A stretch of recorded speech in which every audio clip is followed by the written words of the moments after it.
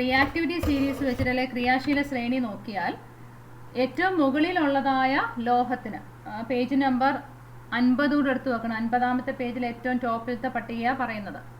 കഴിഞ്ഞ ക്ലാസ്സിലൊക്കെ ഇല്ലാത്തവരോട് ശ്രദ്ധിക്കുക. ക്രിയാശീല ശ്രേണിയിൽ അല്ലെ റിയാക്ടിവിറ്റി സീരീസിൽ ഏറ്റവും ടോപ്പിൽ പൊട്ടാസ്യത്തിനാണ് ക്രിയാശീലത ഏറ്റവും കൂടുതലുള്ളത്. അവിടെ നിന്നും താഴോട്ട് വരുന്നതനുസരിച്ച് ക്രിയാശീലത കുറഞ്ഞു വരിക ചെയ്യുന്നത്, റിയാക്ടിവിറ്റി കുറഞ്ഞു വരിക ചെയ്യുന്നത്. അപ്പം നമുക്ക് ഒരു ലോഹം വേറെ ഒരു ലായനിയിൽ മുങ്ങിയിരിക്കുന്നു എന്ന് വിചാരിക്കുക. നമ്മൾ കഴിഞ്ഞ ക്ലാസ്സിലൊന്ന് പഠിച്ചിരുന്നു. ഒരു ബീക്കറിൽ ഒരു മെറ്റാലിക് റോഡ്, ഒരു ലോഹദണ്ഡ് മുക്കി വെച്ചിരിക്കുകയാണ്. അപ്പോൾ ഈ ലോഹദണ്ഡ് സിങ്ക് ആണെന്ന് വിചാരിക്കുക, മെറ്റാലിക് റോഡ് സിങ്ക് ആണെന്ന് വിചാരിക്കുക. ഇവിടെ എടുത്തിരിക്കുന്ന ലായനി എന്ന് പറയുന്നത് കോപ്പർ സൾഫേറ്റ് ആണെങ്കിൽ, CuSO4 ആണെങ്കിൽ നമ്മൾ നോക്കേണ്ട ഏത് ഭാഗമാണ്? രണ്ട് ലോഹങ്ങൾ ഏതൊക്കെയാണ് നോക്കണം. സിങ്കിനെയും കോപ്പറിനെയും വേണം നോക്കാൻ. അതിൽ ക്രിയാശീല ശ്രേണിയിൽ സിങ്ക് ആണോ കോപ്പർ ആണോ മുകളിൽ വരുന്നേ നോക്കണം. ക്രിയാശീലത കൂടുതൽ ആർക്കാണെന്ന് നോക്കണം. ആർക്കാ ക്രിയാശീലത കൂടുതലുള്ളേ? ഒന്ന് പറ.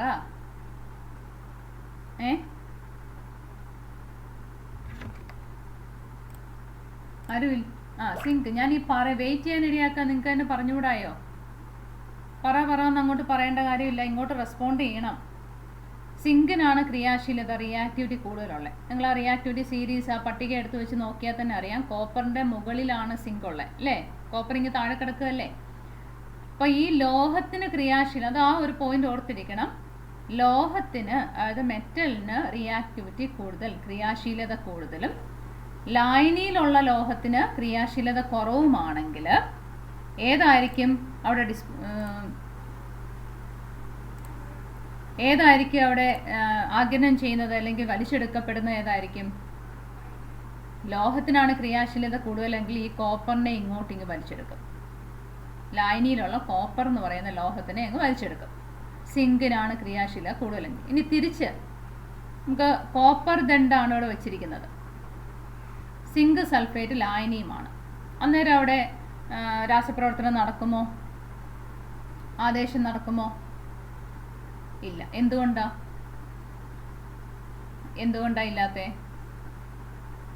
അവിടെ നമ്മൾ ഏതിനെയൊക്കെയാണ് നോക്കുന്നത്? ഈ കോപ്പറിനെയും താരതമ്യം ചെയ്യും, ഇവിടുത്തെ സിങ്ക് ലായനിയിലുള്ള സിങ്കിനെയും താരതമ്യം ചെയ്യും. ഇപ്പം ഏതിനവിടെ ക്രിയാശീലത കൂടുതലായിരിക്കണം? മുക്കി വെച്ചിരിക്കുന്ന ലോഹദണ്ഡ്, അതായത് മെറ്റാലിക് റോഡിനായിരിക്കണം റിയാക്ടിവിറ്റി കൂടുതലായിട്ട് വരേണ്ടത്. ആ ഒരു പോയിന്റ് ഓർത്തിരുന്നാൽ മതി. മുക്കി വെച്ചിരിക്കുന്ന ലോഹത്തിനായിരിക്കണം ക്രിയാശീലത കൂടുതലായിട്ടുള്ളത്. അപ്പോൾ ആ പട്ടികയൊന്ന് കാണാതെ പഠിക്കുക, ഓർഡറിൽ തന്നെ കാണാതെ പഠിക്കുക. അപ്പോൾ നിങ്ങൾക്ക് ഏതെല്ലാം തന്നാൽ പോലും നമുക്ക് ചെയ്യാനായിട്ട് പറ്റും കേട്ടോ. അപ്പോൾ ഇവിടെ സിങ്കും കോപ്പറോട് താരതമ്യം ചെയ്താൽ സിങ്കിനാണ് ക്രിയാശീലത റിയാക്ടിവിറ്റി കൂടുതലായിട്ടുള്ളത്. എന്നാൽ സിങ്ക് മുക്കി വെച്ചിരിക്കുന്ന ലോഹമായിട്ടാണോ ഇരിക്കുന്നത്? സിങ്ക് എവിടെയായിട്ടാണ് കിടക്കുന്നേ? സിങ്ക് ഏതിൻ്റെ കൂട്ടത്തിലാണ് കിടക്കുന്നേ? ക്ലാസ്സിൽ ആരും ഇരിപ്പില്ലേ? സൊല്യൂഷൻ്റെ കൂട്ടത്തിൽ. ഈ ഉത്തരം പറയാൻ എന്താ ഇത്ര താമസം? ഓഡിയോ ഓൺ ചെയ്ത് വെച്ച് ഉത്തരം പറഞ്ഞൂടെ? ഞാൻ തുടക്കത്തിൽ ഒന്ന് പറഞ്ഞ് റെസ്പോണ്ട് ചെയ്താലേ മുന്നോട്ട് പോകാൻ പറ്റത്തുള്ളൂ. പേര് വിളിച്ചുകൊണ്ടിരിക്കാൻ പറ്റില്ല നമുക്ക്. ഞാനിപ്പോൾ സ്ക്രീൻ ഷെയർ ചെയ്യുന്ന സമയത്ത് നിങ്ങൾ ഓരോരുത്തരെയും പേര് വിളിക്കാൻ പറ്റത്തില്ലല്ലോ. അപ്പം നിങ്ങൾ ഉത്തരം ബാക്ക്ഗ്രൗണ്ട് പറഞ്ഞെങ്കിലല്ലേ മുന്നോട്ട് പോകാൻ പറ്റത്തുള്ളൂ. മിണ്ടാതിരുന്ന് നമുക്ക് എങ്ങനെ പഠിപ്പിച്ച് മുന്നോട്ട് പോകും? ലോഹം എന്ന് പറയുന്നത് കോപ്പറാണ്. കോപ്പറിനെയും സിങ്കിനെയും താരതമ്യം ചെയ്താൽ സിങ്കിനാണ് ക്രിയാശീലത റിയാക്ടിവിറ്റി കൂടുതലുള്ളത്. സിങ്ക് സൊല്യൂഷൻ്റെ കൂട്ടത്തിലായതുകൊണ്ട് ഇവിടെ ആദേശം നടക്കത്തില്ല. അപ്പം ഇങ്ങനെ ഒരു പ്രവർത്തനം നമുക്കവിടെ മെറ്റൽ ഡിപ്പോസിറ്റ് ചെയ്യാൻ പറ്റത്തില്ല. ഈ ഒരു പോയിന്റ് നമ്മൾ ഓർത്തിരിക്കുമല്ലോ. ഇനി നമ്മൾ പഠിക്കാൻ പോകുന്നത് ഒരു ഗാൽവനിക് സെൽ എങ്ങനെ നിർമ്മിക്കാമെന്നുള്ള ഭാഗമാണ് പഠിക്കാൻ പോകുന്നത്. ഒരു ഗാൽവനിക് സെൽ, അതായത് നമ്മൾ ഒരു ലോഹം, ഒരു മെറ്റാലിക് സൊല്യൂഷനിൽ ലായനിയിലേക്ക് മുക്കി വെച്ചിട്ട് അവിടെ ഓക്സീകരണ നിരോക്സീകരണ പ്രവർത്തനം നടക്കുന്നു എന്നല്ല നമ്മൾ പറഞ്ഞല്ലോ. ആ ഒരു പ്രവർത്തനം അവിടെ വിലയിരുത്തിക്കൊണ്ട് എങ്ങനെ നമുക്ക് ഒരു ഗാൽവനിക് സെൽ നിർമ്മിക്കാം, അതായത് വൈദ്യുതി ഉണ്ടാക്കുന്ന, ഒരു മിനിറ്റ്, 10 പലർക്കും ജോയിൻ ചെയ്യാൻ പറ്റുന്നില്ലെന്ന് പറഞ്ഞ് മെസ്സേജ് വരുന്നേ. പറയുന്നത് കേൾക്കാമല്ലോ? എക്കോ ഇല്ലല്ലോ?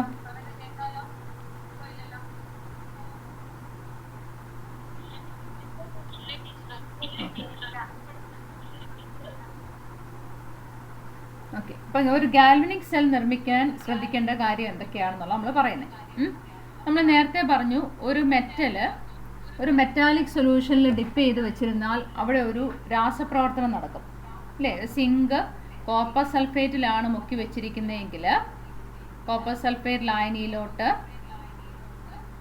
സിങ്ക് എന്ന് പറയുന്ന ദണ്ഡാണ് മുക്കി വെച്ചിരിക്കുന്നതെങ്കിൽ ഇവിടെ നമുക്കൊരു രാസപ്രവർത്തനം നടക്കുകയും ഈ കോപ്പർ വന്ന് ഇവിടോട്ട് നിക്ഷേപിക്കുകയും ചെയ്യും. നമ്മളിന്ന് കഴിഞ്ഞ ക്ലാസ്സിൽ പഠിച്ചതാണ്.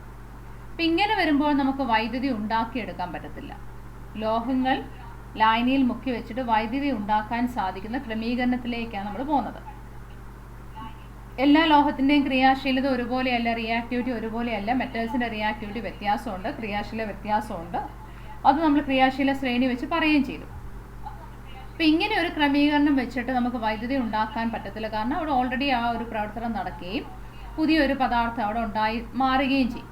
അപ്പം അങ്ങനെയെങ്കിൽ നമുക്ക് വൈദ്യുതി ഉണ്ടാക്കേണ്ട ക്രമീകരണങ്ങൾ ചെയ്യുമ്പോൾ ഒരു ഗാൽവനിക് സെൽ എന്ന് പറയുന്നത് രാസപ്രവർത്തന ഫലമായിട്ട് വൈദ്യുതി ഉണ്ടാകുന്ന ക്രമീകരണമാണ്. ഒരു രാസമാറ്റം നടക്കുന്നു, അതിൻ്റെ ഫലമായിട്ട് വൈദ്യുതി ഉണ്ടാകുന്നു. ഒരു രാസമാറ്റം നടക്കുകയും അതിൻ്റെ ഫലമായിട്ട് വൈദ്യുതി ഉണ്ടാകുകയും ചെയ്യുന്ന ക്രമീകരണമാണ് ഒരു ഗാൽവനിക് സെൽ. അതിനെ വോൾട്ടായിക് സെൽ എന്നും പറയും. അപ്പോൾ ഗാൽവനിക് സെൽ അല്ലെങ്കിൽ ഡാനിയൽ സെൽ എന്നുള്ള പേരിലും ഗാൽവനിക് സെല്ലിന് പേര് പറയുന്നുണ്ട്. ഇനി ഈ ഒരു ഗാൽവനിക് സെൽ നിർമ്മിക്കുമ്പോൾ ശ്രദ്ധിക്കേണ്ട കാര്യങ്ങൾ എന്തെല്ലാമാണ്? അതാണ് ആദ്യത്തെ പോയിന്റായിട്ട് നിങ്ങൾ എഴുതേണ്ടത്. ഒരു ഗാൽവനിക് സെൽ നിർമ്മിക്കുമ്പോൾ ശ്രദ്ധിക്കേണ്ട കാര്യങ്ങൾ എന്തൊക്കെയാണ്? ഇനി ഗാൽവനിക് സെൽ എന്ന് പറയുന്നത് എന്തിനു ഉപയോഗിക്കുന്നതായിരുന്നു? എന്തിനു വേണ്ടിയിട്ടായിരുന്നു ഗാൽവനിക് സെല്ല്? എന്തായിരുന്നു അവിടെ നടക്കുന്ന പ്രവർത്തനം? വൈദ്യുതി ഉണ്ടാക്കുക. അതായത് രാസപ്രവർത്തന ഫലമായിട്ട് രാസപ്രവർത്തനം നടക്കുകയും അതിൻ്റെ ഫലമായിട്ട് വൈദ്യുതി ഉണ്ടാവുകയും ചെയ്യും. ഒരു കെമിക്കൽ റിയാക്ഷൻ നടക്കുന്നു, അതിൻ്റെ ഫലമായിട്ട് എന്തുണ്ടാവുന്നു? ഇലക്ട്രിസിറ്റി ഉണ്ടാവും. ഇതാണ് ഗാൽവനിക് സെല്ലിൽ നടക്കുന്ന മാറ്റം. നമ്മളവിടെ വൈദ്യുതി കൊടുത്തതിന് ശേഷം മാറ്റം നടത്തുമല്ല, അവിടെ നമ്മൾ വെക്കുന്ന ക്രമീകരണം അനുസരിച്ച് അവിടെ രാസമാറ്റം നടക്കും, ഒരു കെമിക്കൽ റിയാക്ഷൻ നടക്കും, അതിൻ്റെ ഫലമായിട്ട് എന്തുണ്ടാവും? ഇലക്ട്രിസിറ്റി ഉണ്ടാവും. അപ്പം അങ്ങനെയുള്ള ക്രമീകരണങ്ങളെയാണ് നമ്മൾ ഗാൽവനിക് സെൽ എന്ന് പറയുന്നത്. ഇപ്പം നമ്മുടെ സാധാരണ ബാറ്ററിയൊക്കെ നിങ്ങൾ ശ്രദ്ധിച്ചിട്ടുണ്ടോ? നമ്മൾ ക്ലോക്കിലൊക്കെ ഇടുന്ന ബാറ്ററിയുടെ പ്രത്യേകത എന്താ? നമ്മൾ കൊണ്ടു നടക്കാവുന്ന ഒരു ക്രമീകരണമല്ലേ നമ്മുടെ ഡ്രൈ സെല്ല് ബാറ്ററി എന്ന് പറയുന്നത്.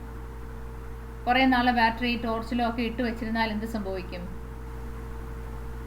ഉപയോഗിക്കാതെ ഇട്ട് വെച്ചിരിക്കുക, എന്ത് സംഭവിക്കും? അങ്ങനെയുള്ള അനുഭവം ഉണ്ടായിട്ടുണ്ടോ? ഉണ്ടോ? ഇല്ലേ? ഇല്ല. എന്നാൽ എനിക്കുണ്ടായിട്ടുണ്ട്. കുറേ നാൾ ബാറ്ററി ഒരു ടോർച്ചിൽ ഇട്ട് വെച്ചിരുന്നു, ഞാൻ ശ്രദ്ധിച്ചില്ല, അതിങ്ങനെ അവിടെ ഇരുന്നു. കുറേ നാൾ കഴിഞ്ഞപ്പോഴാണ് ഞാൻ അറിയുന്നത് അതിനകത്തുനിന്ന് ഇങ്ങനെ ഒരു ചെമ്പിൻ്റെ കൂട്ട് ഇങ്ങനെ ലീക്ക് വരികയാണ്. ലീക്ക് വരിക വെച്ചാൽ ബാറ്ററി അതിൽ കിടന്ന് പഴകിയിട്ട് ഇങ്ങനെ റിയാക്ഷൻ നടന്നത് പുറയിലേട്ട് ഇങ്ങനെ കേടായി, ആ ടോർച്ച് ഉൾപ്പെടെ കേടായിപ്പോയി. അപ്പോൾ അത് ശരിക്കും നമ്മുടെ ഒരു ബാറ്ററി എന്ന് പറയുന്നത് നിങ്ങൾ പൊട്ടിച്ച് കണ്ടിട്ടോ 8ാം ക്ലാസ്സിലെല്ലാം പഠിച്ചിട്ടുള്ളതാണ്. ഒരു ബാറ്ററി എന്ന് പറയുന്നത് തന്നെ അതിൻ്റെ ധാരാളം രാസവസ്തുക്കൾ അതിൻ്റെ ഉള്ളിൽ നിറച്ചിട്ടുണ്ട്. നമ്മൾ ആ ബാറ്ററി ഒരു ടോർച്ചിനുള്ളിലേക്ക് ഇടുമ്പോഴെന്താ? അവിടെ രാസപ്രവർത്തനം നടക്കുകയും അതിൻ്റെ ഫലമായിട്ട് വൈദ്യുതി ഇലക്ട്രിസിറ്റി ഉണ്ടാവുകയും ചെയ്യുക ചെയ്യുന്നത്. അപ്പോൾ ഇവിടെ നമ്മൾ ചെയ്യുന്ന ഒരു പ്രവർത്തനം, ഒരു ക്രമീകരണം എന്ന് പറയുന്നതും എന്ത് തന്നെയാണ്? വൈദ്യുതി ഉണ്ടാക്കുന്ന ഒരു ക്രമീകരണം. അതിനെ നമ്മളിപ്പോൾ അവിടെ ഗാൽവനിക് സെൽ എന്നുള്ള പേരിലാണ് പറയുന്നത്. ഒരു രാസപ്രവർത്തനത്തിന് ഫലമായിട്ട് വൈദ്യുതി ഉണ്ടാവുന്ന ക്രമീകരണങ്ങളെ ഗാൽവനിക് സെൽ എന്ന് പറയും. എന്താണ് ഗാൽവനിക് സെൽ എന്ന് പറയുന്നത്? 10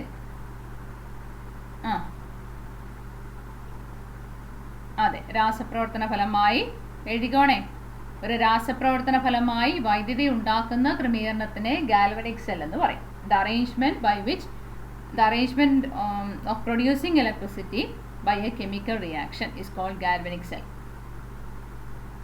ഇനി ഗാൽവനിക് സെൽ നിർമ്മിക്കുമ്പോൾ ശ്രദ്ധിക്കേണ്ട കാര്യങ്ങൾ എന്തെല്ലാം, അത് പരീക്ഷയ്ക്ക് ചോദിക്കാറുള്ളതാണ്. ചിലപ്പോൾ ഒരു ചിത്രം തന്നിട്ട് തെറ്റായിട്ട് തന്നിട്ട് തിരുത്താൻ പറഞ്ഞും ചോദിക്കും. അപ്പോൾ ഈ ഗാൽവനിക് സെല്ലിൻ്റെ ചിത്രം നിങ്ങൾ ബുക്കിൽ വരയ്ക്കുകയും ചെയ്യണം.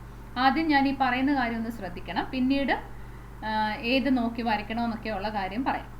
ഇനി ഒരു ഗാൽവനിക് സെൽ നിർമ്മിക്കുമ്പോൾ ശ്രദ്ധിക്കേണ്ട ഒന്നാമത്തെ കാര്യം എന്ന് പറയുന്നത്, ഒരു ലോഹം, ഒന്നാമത്തെ പോയിന്റ് എന്ന് പറയുന്നത് ലോഹം അതായത് മെറ്റല് അതിൻ്റെ തന്നെ ലായനിയിൽ മുങ്ങിയിരിക്കണം. സെയിം ലൈനിൽ ഒരു മെറ്റൽ അതിൻ്റെ തന്നെ സൊല്യൂഷനിൽ സെയിം സൊല്യൂഷനിൽ വേണം മുക്കി വെച്ചിരിക്കാൻ.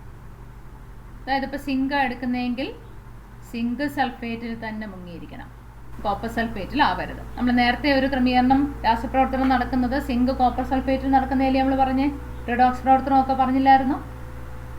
അല്ലാതെ തന്നെ ആ പട്ടിക പറഞ്ഞില്ലേ, ചിത്രം 3.2 നോക്കിയുള്ള ആ പട്ടിക പറഞ്ഞപ്പോഴും വ്യത്യസ്തമായ ലോഹങ്ങളല്ലേ മുക്കി വെച്ചിരുന്നേ.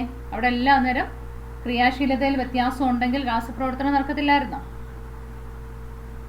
അപ്പം ഇവിടെ രാസമാറ്റം നടക്കും, പക്ഷെ ഒരേ ലോഹം തന്നെ ആയതുകൊണ്ട് നമുക്ക് അവിടെ ഒന്നും നശിച്ചു പോകുന്നില്ല, ഉള്ളത് അതുപോലെ തന്നെ ക്രമീകരിക്കാൻ പറ്റും. ഇപ്പോൾ ഒരു ഗാൽവനിക് സെൽ നിർമ്മിക്കുമ്പോൾ ഒന്നാമത് ശ്രദ്ധിക്കേണ്ട കാര്യം എന്താ? ലോഹം പറ ഒരു ലോഹം അതിൻ്റെ തന്നെ ലായനിയിൽ മുങ്ങിയിരിക്കണം. ഒരു മെറ്റൽ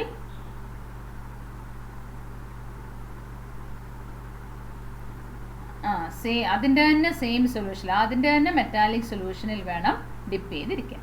അതാണ് ഒന്നാമത്തെ അറേഞ്ച്മെൻറ്റ്. ഇനി രണ്ടാമത് ഞാൻ ഈ പോയിന്റ് പറഞ്ഞതിന് ശേഷം നമുക്ക് വരയ്ക്കാം. രണ്ടാമത്തെ ക്രമീകരണം എന്ന് പറയുന്നത് ഈ മെറ്റൽസിനെ തമ്മിൽ, ലോഹങ്ങളെ തമ്മിൽ കണക്ട് ചെയ്യണം.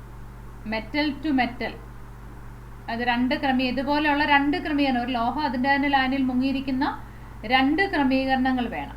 അത് എന്താ പേര് പറയുന്നതെന്നുള്ള ഞാൻ ഈ വരയ്ക്കുമ്പം പറയാം. രണ്ടാമത് വേണ്ടിയത് മെറ്റൽസ് അടുത്ത മെറ്റലുമായിട്ട്, ഇതുപോലെ രണ്ട് ക്രമീകരണം ഉള്ളപ്പോൾ ഇവിടെ ഒരു മെറ്റൽ കാണും, അടുത്ത ഒരു മെറ്റൽ കാണും, രണ്ടും ഓരോ ലൈനിലായിരിക്കും മുക്കി വെച്ചിരിക്കുന്നത്. അപ്പോൾ ഈ മെറ്റലുകൾ തമ്മിൽ കണക്ട് ചെയ്യണം. ഈ മെറ്റൽസിനെ തമ്മിൽ കണക്ട് ചെയ്യാൻ നമ്മൾ ഒരു വോൾട്ട് മീറ്റർ ഉപയോഗിക്കും. അപ്പോൾ എന്തുപയോഗിച്ചാണ് മെറ്റലിനെയും കണക്ട് ചെയ്യുന്നത്? Volt meter. വോൾട്ട് മീറ്ററിൻ്റെ സഹായത്താൽ ലോഹങ്ങളെ തമ്മിൽ ബന്ധിപ്പിക്കണം. ഇപ്പോൾ രണ്ടാമത്തെ പോയിന്റ് എന്താണ്? ഒരു വോൾട്ട് മീറ്ററിൻ്റെ സഹായത്താൽ, പ്രത്യേകക്കാർ പറഞ്ഞേ, വോൾട്ട് മീറ്ററിൻ്റെ സഹായത്താൽ ലോഹങ്ങൾ തമ്മിൽ ബന്ധിപ്പിക്കണം. ബന്ധിപ്പിച്ച് അതും ബാഹ്യമായ ഒരു സർക്യൂട്ടാണ്, വെളിയിലായിട്ടുള്ള ഒരു സർക്യൂട്ടാണ്. ഇനി മൂന്നാമത്തെ പോയിന്റ് എന്ന് പറയുന്നത്, ഈ വോൾട്ട് മീറ്റർ എന്തിനാണ് ഉപയോഗിക്കുന്നതെന്ന് അറിയാമോ? വോൾട്ട് മീറ്ററിൻ്റെ ഉപയോഗം എന്താ? പൊട്ടൻഷ്യൽ ഡിഫറൻസ് അറിയാം. അതായത് ചെറുതായിട്ടെങ്കിലും നമുക്ക് വൈദ്യുതി, ഇലക്ട്രിസിറ്റി ഉണ്ടായിട്ടുണ്ടെങ്കിൽ ആ ഒരു ഡീവിയേഷൻ, അതിൻ്റെ ഒരു റീഡിങ് വഴി നമുക്ക് അറിയാൻ പറ്റും. 0-ൽ നിന്ന് ചെറുതായിട്ടൊന്ന് ഡീവിയേറ്റ് ചെയ്യും. അപ്പോൾ ചെറുതായിട്ടെങ്കിലും വൈദ്യുതി ഉണ്ടായോ ഇല്ലയോ എന്ന് നമുക്കറിയാൻ സാധിക്കുന്ന ഒരു ക്രമീകരണമാണ് വോൾട്ട് മീറ്റർ എന്ന് പറയുന്നത്.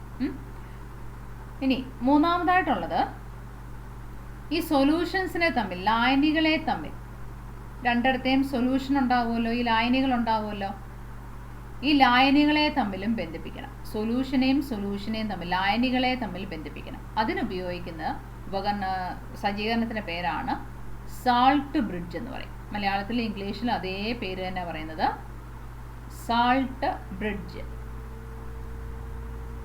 അപ്പോൾ ലായനികളെ തമ്മിൽ ബന്ധിപ്പിക്കാൻ ഉപയോഗിക്കുന്ന ക്രമീകരണത്തിൻ്റെ പേരെന്താണ്? Salt bridge. Salt bridge. അപ്പോൾ പ്രധാനമായിട്ടും 3 ക്രമീകരണങ്ങളാണ് നമ്മൾ ശ്രദ്ധിക്കേണ്ടത് ഗാൽവനിക് സെൽ നിർമ്മിക്കുമ്പോൾ. ഒന്നാമത്തെ എന്താണ്? 10 ആരെങ്കിലും പറഞ്ഞേ, ഒന്നാമത്തെ എന്താ?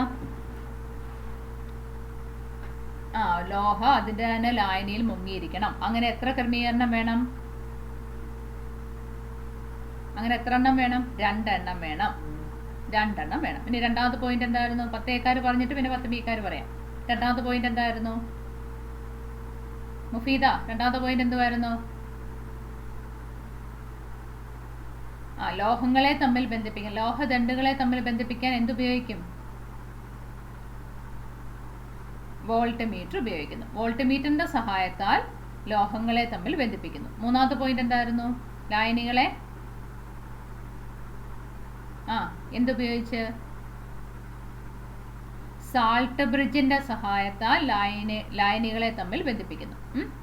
ഇനി ഇംഗ്ലീഷ് മീഡിയംകാർ പറഞ്ഞ് ഒരു ഗാൽവനിക് സെൽ നിർമ്മിക്കുമ്പോൾ ശ്രദ്ധിക്കേണ്ട കാര്യങ്ങൾ എന്തൊക്കെയാണ്? പോയിന്റ് എഴുതിക്കോണേ, ബുക്കിൽ എഴുതിക്കോണേ 3 പോയിന്റ്. ഞാൻ ടീച്ചർ പറയുന്ന വാക്കുകൾ വരച്ച് വരുമ്പോൾ ഒന്നുകൂടെ എക്സ്പ്ലെയിൻ ചെയ്യും. അന്നേരം കിട്ടുന്ന പോയിന്റ് കൂടെ അതിൻ്റെ കൂട്ടത്തിൽ ചേർത്തേക്കണം.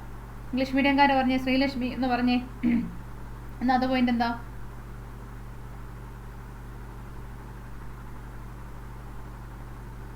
ഡിപ്പ് ചെയ്തു. അതിന് എത്ര ക്രമീകരണം വേണം? അങ്ങനെ 2 എണ്ണം. രണ്ടാമത്തെ പോയിന്റ് പാർവതി.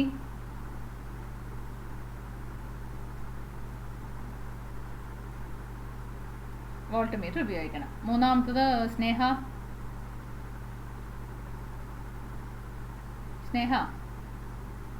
ക്ലാസ്സിൻ്റെ ഇടയ്ക്ക് ഇത് നോട്ട് എഴുതുവാണോ സ്നേഹ? അനക്കില്ല. അബിയ, മൂന്നാമത്തെ ക്രമീകരണം എന്താ? അബിയ പറ, എന്താ ഓർക്കാൻ വരാൻ ഇത്ര താമസം? മൂന്നാമത് എന്താ ശ്രദ്ധിക്കണ്ടേ ഗാൽവനിക് സെൽ നിർമ്മിക്കുമ്പോൾ?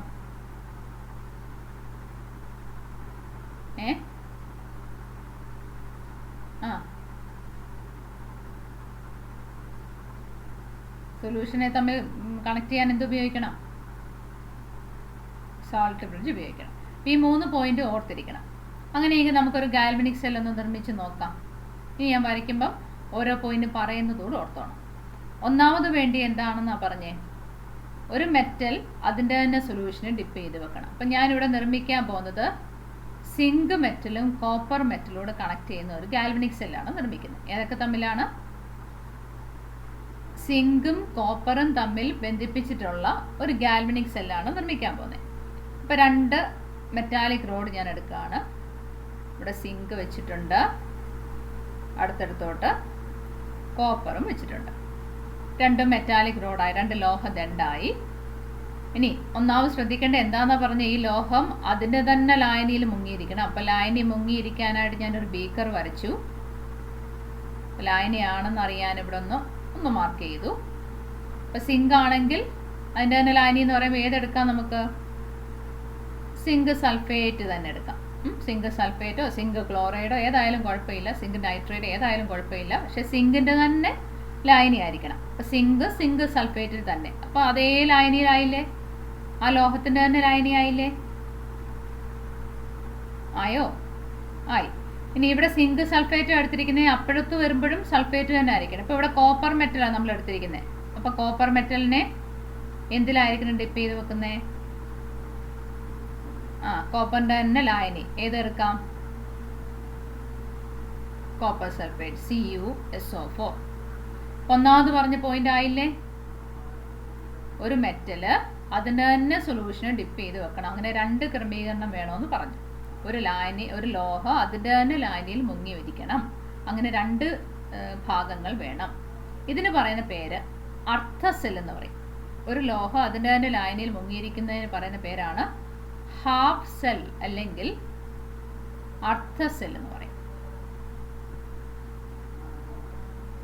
ഇപ്പം എന്താ ഹാഫ് സെൽ എന്ന് വെച്ചാൽ എന്താ? ഒരു അർദ്ധസെൽ എന്ന് വെച്ചാൽ എന്താ?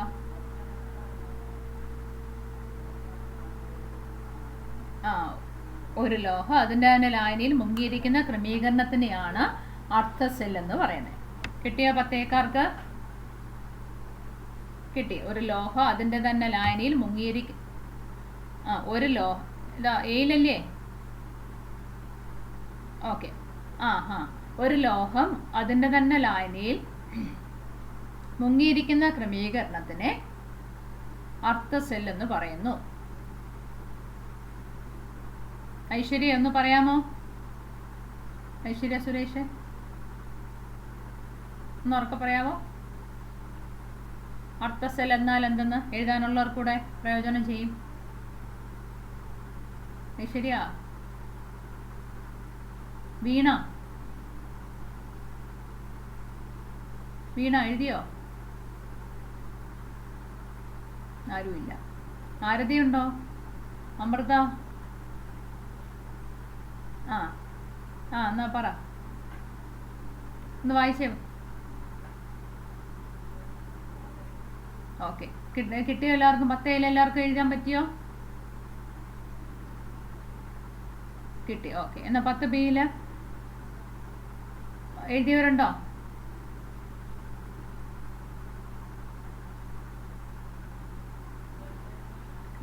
ഡിപ്ഡ് വിത്ത് അല്ല, dipped in the same metallic solution. A metal dipped in the same metallic solution is called a half cell.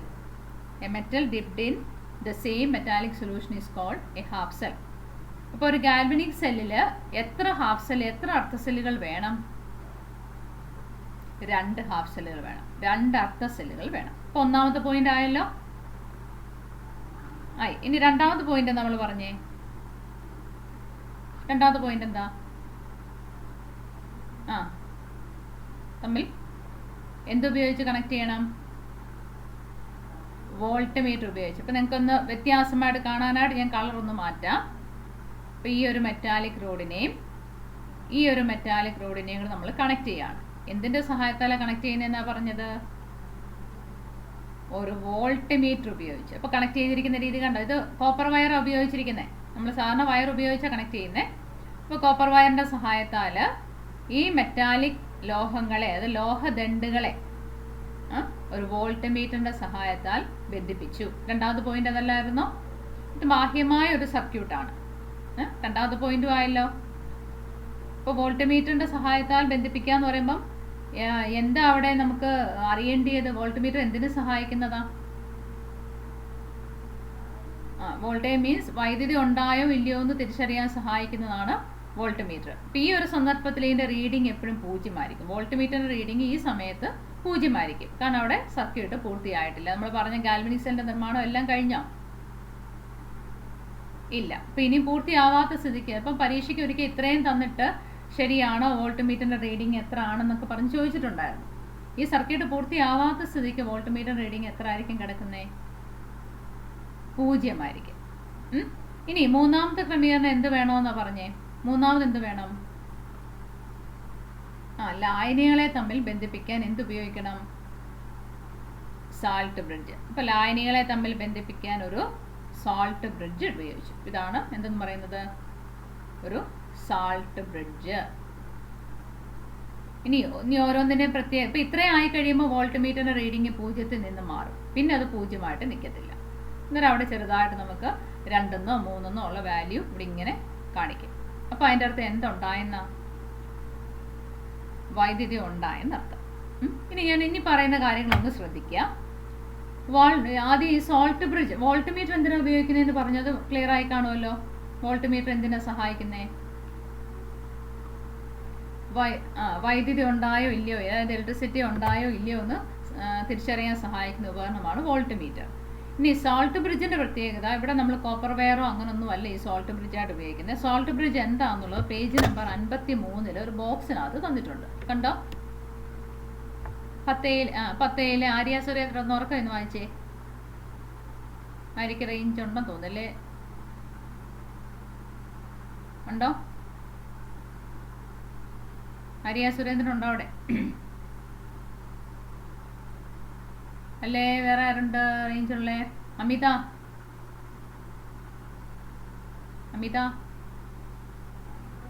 Salt bridge എന്താണെന്നൊരു ബോക്സിൽ തന്നിട്ടുണ്ട്. ഒന്ന് വായിച്ചത് 53.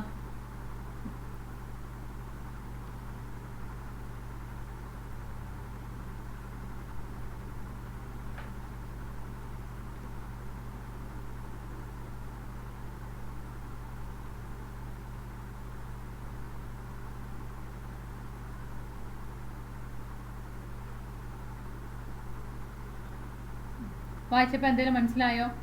ഒന്നാമത് നമ്മൾ ഓർത്തിരിക്കേണ്ട കാര്യം, സാൾട്ട് ബ്രിഡ്ജിന് ഉപയോഗിക്കുന്ന ലവണങ്ങൾ ഏതൊക്കെയാണ്, ഏതൊക്കെ സബ്സ്റ്റൻസുകളാണ് അല്ലെങ്കിൽ കോമ്പൗണ്ട്സ് ആണ് സാൾട്ട് ബ്രിഡ്ജ് നിർമ്മിക്കാനായിട്ട് ഉപയോഗിക്കുന്നത്? ഏതൊക്കെയാണ്? ഒന്നുകിൽ KCl, പൊട്ടാസ്യം ക്ലോറൈഡ്, അല്ലെങ്കിൽ പൊട്ടാസ്യം നൈട്രേറ്റ് KNO3, അല്ലെങ്കിൽ അമോണിയം ക്ലോറൈഡ് NH4Cl.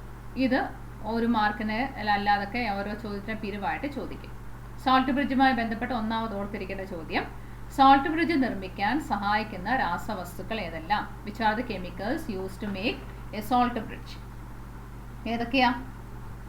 ഇതിലേതെങ്കിലും ഒന്നാണ്. ഒന്നുകിൽ KCl, അല്ലെങ്കിൽ KNO3, അല്ലെങ്കിൽ NH4Cl. പേര് പഠിച്ചിരിക്കണേ. അടുത്ത ക്ലാസ്സിൽ ഞാൻ ക്ലാസ്സിന് മുമ്പ് ഒരു പരീക്ഷ ഇതുപോലെ ഒന്ന് ഇടും, 5 മാർക്കിനാണെങ്കിലും. അപ്പോഴെല്ലാം ഇതിലേതെങ്കിലുമൊക്കെ കറക്കി തിരിച്ചൊക്കെ ചോദിക്കും. KCl അല്ലെങ്കിൽ KNO3 അല്ലെങ്കിൽ NH4Cl ഇതിലേതെങ്കിലും ഒരെണ്ണം. ഇനി പറഞ്ഞിരിക്കുന്ന അതിൻ്റെ കൂടെ എന്തുകൂടെ ചേർക്കുന്ന, ഇതൊരു U ആകൃതിയിലുള്ളൊരു ട്യൂബാണ് ഈ നമ്മുടെ സോൾട്ട് ബ്രിഡ്ജായിട്ട് നമ്മൾ എടുക്കുന്നത്. അപ്പോൾ ഈ ട്യൂബിനുള്ളിൽ ഇതിലേതെങ്കിലും ഒരെണ്ണം ഫില്ല് ചെയ്തിട്ടുണ്ടാവും. അതിൻ്റെ കൂടെ ജെലാറ്റിൻ, നമ്മൾ ഈ ജെല്ലിയൊക്കെ ഉണ്ടാക്കാനും വെടിമരുന്ന് നിർമ്മാണത്തിനും ഒക്കെ ഉപയോഗിക്കുന്ന ഒരു സാധനം ജെലാറ്റിൻ നിറച്ചിട്ടുണ്ടാവും. അല്ലെങ്കിൽ അഗർ എന്ന് പറയുന്ന ജെല്ലിയും കൂടെ കലർത്തി ഒരു സെമി സർക്കിളിൻ്റെ രൂപത്തിൽ ഒരു U ഷേപ്പിലൊരു ട്യൂബായിട്ടാണ് സോൾട്ട് ബ്രിഡ്ജ് നിർമ്മിക്കുന്നത്. എന്നാൽ നമ്മൾ ലാബിൽ ഈ പരീക്ഷണം ചെയ്ത് നോക്കാനും നേരം ഫിൽറ്റർ പേപ്പറുകൾ തമ്മിൽ ഇങ്ങനെ ചുരുട്ടിയിട്ട് അവിടെ അഗറോ അല്ലെങ്കിൽ ജെലാറ്റിനോ ഒന്നും ഉപയോഗിക്കത്തില്ല. ഈ KCl KNO3 അല്ലെങ്കിൽ NH4Cl ഏതെങ്കിലും ഒരു ലൈനിൽ കുറേ നേരം ഈ ഫിൽറ്റർ പേപ്പർ മുക്കി വെച്ചേക്കും. മുക്കി വെച്ചതിന് ശേഷം ഈ ലൈനിലോട്ട് നമ്മളിങ്ങനെ ഡിപ്പ് ചെയ്ത് വെച്ചിട്ടാണ് സോൾട്ട് ബ്രിഡ്ജായിട്ട് ലാബിലൊക്കെ നമ്മൾ സ്കൂളിലിപ്പോൾ ഉണ്ടായിരുന്നെങ്കിൽ നമ്മൾ ചെയ്ത് നോക്കുമ്പോൾ ആ ഫിൽറ്റർ പേപ്പർ ഉപയോഗിച്ചായിരിക്കും നമ്മൾ ചെയ്ത് നോക്കുന്നത്. അന്നേരം നമുക്ക് അഗറിൻ്റെ ഒന്നും ആവശ്യമില്ല. എന്നാൽ അല്ലാതെ വൻതോതിലൊക്കെ വ്യത്യസ്തമായ രീതിയിൽ വലിയ ലാബുകളിലൊക്കെ ചെയ്യുമ്പോഴും സോൾട്ട് ബ്രിഡ്ജ് U ആകൃതിയിലുള്ള ജെലാറ്റിൻ നിറച്ച ട്യൂബായിട്ട് തന്നെ എടുക്കുന്നത്. ഇനി ഈ സോൾട്ട് ബ്രിഡ്ജിൻ്റെ പ്രത്യേകത എന്ന് പറയുന്നത് ഇതിലൂടെ എന്ത് സഞ്ചരിക്കാനാണ് സഹായിക്കുന്നതെന്ന് നമ്മൾ പറഞ്ഞു. എന്താ ഇതിൻ്റെ ഉള്ളിലൂടെ ആരാ സഞ്ചരിക്കുന്നത്? വൈദ്യുതിയാണോ? ഇപ്പോൾ വായിച്ചതിനെ കൂട്ടത്തിൽ പറഞ്ഞിരുന്നു, അയോണുകളാണ് ഇതിനുള്ളിലൂടെ സഞ്ചരിക്കുന്നത്. അയോൺ എന്ന് വെച്ചാൽ എന്താ നമ്മൾ പഠിച്ചിട്ടുണ്ട്. എന്താ അയോൺ എന്ന് വെച്ചാൽ എന്തായിരുന്നു? ചാർജുള്ള ആറ്റങ്ങളെയാണ് അയോണുകൾ എന്ന് പറയുന്നത്. അപ്പോൾ ഇതിൻ്റെ ഉള്ളിലൂടെ ആരാണ് സഞ്ചരിക്കുന്നത്? അയോണുകൾ സഞ്ചരിക്കും. അപ്പോൾ അവിടെ ഈ U ആകൃതിയിലുള്ള ഈ ഒരു സോൾട്ട് ബ്രിഡ്ജ് രാസപ്രവർത്തനം ഒന്നും നടക്കത്തില്ല. പക്ഷെങ്കിൽ ആരുടെ സഞ്ചാരം മാത്രം ത്വരിതപ്പെടുത്തില്ല, ആരുടെ സഞ്ചാരത്തിന് മാത്രമുള്ള വഴി തുറന്നു കൊടുക്കും? അയോൺസിൻ്റെ സഞ്ചാരത്തിനുള്ള വഴി തുറന്നു കൊടുക്കും. അപ്പോൾ അയോൺസുകൾ ഇവിടെ നിന്നും ഇവിടേക്ക് അയോൺസുകൾ വരാനായിട്ട് സഹായിക്കും. സ്വയം രാസമാറ്റമൊന്നും നടക്കത്തുമില്ല. അയോണുകൾ സഞ്ചരിച്ച് ഇപ്പുറത്ത് വരാനായിട്ട് സഹായിക്കുകയും ചെയ്യും. ഇനി ഈ ഒരു വോൾട്ട് മീറ്ററിൻ്റെ ആ ക്രമീകരണത്തിലൂടെയുള്ള പ്രത്യേകത എന്താ? അവിടെ നടക്കുന്ന പ്രധാനമായിട്ട് ഇലക്ട്രോണാണ്. സാധാരണ വൈദ്യുതി ഉണ്ടാവണമെങ്കിൽ ഇലക്ട്രോണുകൾ സഞ്ചരിക്കുമ്പോഴല്ലേ വൈദ്യുതി ഉണ്ടാവുന്നേ. അപ്പോൾ ഇലക്ട്രോണുകളിൽ പ്രവഹിക്കുന്ന ദിശയാണ് നമ്മൾ ഈ വോൾട്ട് മീറ്ററിലെ ഈ ഒരു കോപ്പർ വയർ ഉപയോഗിച്ച് ഇലക്ട്രോൺ സഞ്ചാരമാണ് അവിടെ നടക്കുന്നത്. സോൾട്ട് ബ്രിഡ്ജിൽ അയോണുകളുടെ സഞ്ചാരമോ നടക്കുന്നത്. ഇത്രയും ക്ലിയർ ആയോ? ഇത്ര മനസ്സിലായോ? അപ്പോൾ സോൾട്ട് ബ്രിഡ്ജിൻ്റെ ഒരു ചിത്രം വരയ്ക്കാൻ പറഞ്ഞാൽ എങ്ങനെ വരയ്ക്കും എന്നുള്ള അറിയണം. പേജ് നമ്പർ 52 ചിത്രം 3 കണ്ടോ എല്ലാവരും? അത് ബുക്കിലോട്ട് വൃത്തിയായിട്ട് വരയ്ക്കണം. വൃത്തിയായിട്ട് വരച്ചിട്ട് അതിൻ്റെ താഴെയോ അല്ല അതിൻ്റെ മുകളിലോ നമ്മൾ ഈ ഗാൽവനിക് സെൽ നിർമ്മിക്കുമ്പോൾ ശ്രദ്ധിക്കേണ്ട കാര്യങ്ങൾ എന്തെല്ലാം? 3 പോയിന്റ് ഉണ്ടല്ലോ. ഏതൊക്കെയാ 3 പോയിന്റ് എന്ന് ഓർക്കുന്നുണ്ടല്ലോ? ആ 3 പോയിന്റുകൾ അതിൻ്റെ മുകളിലോ അല്ല താഴെയായിട്ട് പോയിന്റായിട്ട് എഴുതണം. പോയിന്റായിട്ട് എഴുതുമ്പോൾ ശ്രദ്ധിക്കേണ്ടത് ഒന്നാമത്തെ പോയിന്റ് എന്താണ്? ഒരു ലോഹം അതിൻ്റെ തന്നെ ലായനിയിൽ മുങ്ങിയിരിക്കണം. ഒരു മെറ്റൽ അതിൻ്റെ തന്നെ സൊല്യൂഷനിൽ ഡിപ്പ് ചെയ്തിരിക്കണം. അതിന് പറയുന്ന പേരെന്താന്നുള്ള അതിന് ബ്രാക്കറ്റിൽ കൊടുക്കണം. എന്താ അതിന് പറയുന്ന പേര്? ഹാഫ് സെൽ, അർദ്ധ സെൽ എന്ന് പറയും അല്ലേ? ആ പേരും അതിൻ്റെ കൂട്ടത്തിൽ കൊടുക്കണം. അർദ്ധ സെൽ. അപ്പം അർദ്ധ സെൽ എന്നാൽ എന്തെന്നുള്ളതിന് നിർവചനം കൂടിയായിരിക്കണം ഒന്നാമത്തെ പോയിന്റ് എന്ന് പറയുന്നത്. രണ്ടാമത്തെ പോയിന്റ് എന്ന് പറയുമ്പോൾ ലോഹങ്ങളെ തമ്മിൽ ബന്ധിപ്പിക്കാൻ, അതായത് മെറ്റൽ റോഡ്സിനെ തമ്മിൽ ബന്ധിപ്പിക്കാൻ എന്തുപയോഗിക്കുന്നു? വോൾട്ട് മീറ്റർ ഉപയോഗിക്കുന്നു. അപ്പോൾ അവിടെ ബ്രാക്കറ്റിൽ വോൾട്ട് മീറ്റർ എന്തിന് സഹായിക്കുന്ന ഉപകരണമാണെന്ന് എഴുതണം. വോൾട്ട് മീറ്റർ എന്തിന് സഹായിക്കുന്നതാ? വൈദ്യുത പ്രവാഹ ദിശ. ഇലക്ട്രോൺ ഫ്ലോയുടെ ഡയറക്ഷൻ അറിയാൻ സഹായിക്കുന്നതാണ് വോൾട്ട് മീറ്റർ എന്ന് പറയുന്നത്. അത് അവിടെ ബ്രാക്കറ്റിൽ സൂചിപ്പിച്ചിരിക്കണം. ഇനി മൂന്നാമത്തെ പോയിന്റ് എന്ത് തമ്മിൽ ബന്ധിപ്പിക്കാനുള്ളതാ? മൂന്നാമത്തെ പോയിന്റ് എന്തിന്? ലായനികളെ തമ്മിൽ ബന്ധിപ്പിക്കാൻ എന്തുപയോഗിക്കും? Salt bridge. സൊല്യൂഷൻസിനെ തമ്മിൽ കണക്ട് ചെയ്യാൻ എന്തുപയോഗിക്കുന്നു? എന്ത് യൂസ് ചെയ്യുന്നു? സാൾട്ട് ബ്രിഡ്ജ് യൂസ് ചെയ്യുന്നു. അപ്പോൾ അവിടെ സാൾട്ട് ബ്രിഡ്ജുമായി ബന്ധപ്പെട്ടുള്ള പോയിന്റുകൾ അപ്പോൾ എന്തെല്ലാം നമുക്ക് എഴുതാൻ പറ്റുമോ അവിടെ? അത് ഇമ്പോർട്ടൻ്റ്. സോൾട്ട് ബ്രിഡ്ജിന് ഉപയോഗിക്കുന്ന കെമിക്കൽസ് ഏതൊക്കെയാണ്, അല്ലെ രാസവസ്തുക്കളുടെ പേര് അവിടെ അന്നേരം പോയിന്റ് ഔട്ട് ചെയ്യണം.